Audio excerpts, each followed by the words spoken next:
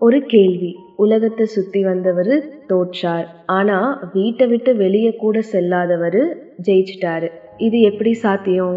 கணேசரும் கார்த்திகேயனும் பற்றிய இந்த புராண கதைய நம்ம சின்ன வயசுல இருந்து கேட்டிருக்கோம். ஆனா இந்த கதையின் உண்மையான ஆன்மீகம் அர்த்தம் என்ன?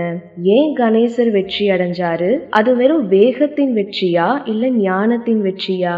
இந்த கதைக்குள்ள ஒளிந்திருக்கக்கூடிய ஒரு ஆழமான ராஜயோக ரகசியம், நம் வாழ்க்கையே மாற்றக்கூடிய ஒரு சக்தி வாய்ந்த பாடத்தை இன்னைக்கு தெரிஞ்சுக்கலாம். வாங்க இந்த அற்புதமான பயணத்தை இப்போ ஸ்டார்ட் பண்ணலாம். இந்திய புராணங்கள்ல ரொம்ப பிரபலமான ஒரு கதை கணேசர் மற்றும் கார்த்திகேயர் பற்றினது.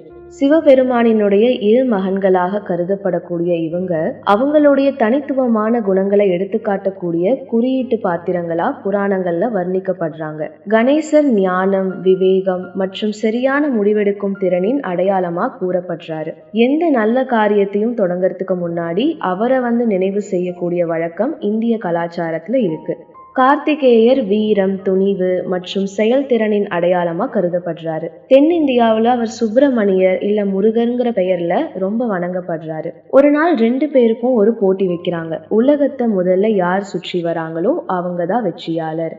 இந்த போட்டியில கார்த்திகேயர் உடனே அவருடைய மயில்ல ஏறி உலகத்தை சுற்றி புறப்படுறாரு.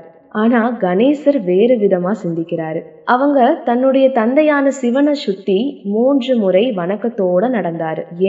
ஏன்னா உலகங்களினுடைய நாதரான சிவனை சுத்துறது உலகத்தையே சுத்துறதுக்கு சமம்னு அவர் தெரிஞ்சுக்கிட்டாரு. சில காலம் கழிச்சு கார்த்திகேயர் உலகத்தை சுத்திட்டு திரும்பி வராரு. ஆனா அதுக்குள்ள கணேசர் வெற்றியாளரா அனௌன்ஸ் பண்ணப்படுறாரு. இந்த கதை நமக்கு ஒரு ஆழமான வாழ்க்கை பாடத்தை கற்றுத்தருது.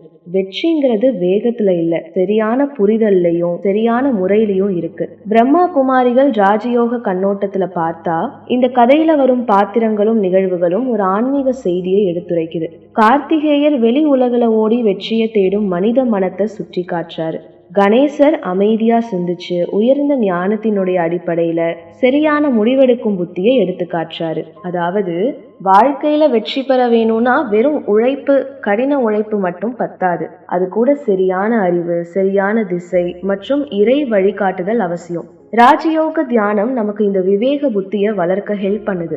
மனம் அமைதியா இருக்கும் போது எந்த சூழ்நிலையிலும் அவசரப்படாம சரியான முடிவை எடுக்க முடியும். அதனால இந்த கதையினுடைய செய்தி ரொம்ப ஈஸி தான். சரியான வழி இருந்தா வெற்றி தானாவே வரும். அதனால நம்ம வாழ்க்கையில வேகத்தை விட விவேகத்துக்கும், அவசரத்தை விட அமைதிக்கும், வெளிப்புற முயற்சியை விட உள்ளார்ந்த ஞானத்துக்கும் முக்கியத்துவம் கொடுக்கலாம். அப்போ நம்முடைய ஒவ்வொரு செயலும் வெற்றியை நோக்கி நகரும். நல்லது. ஓம் சாந்தி.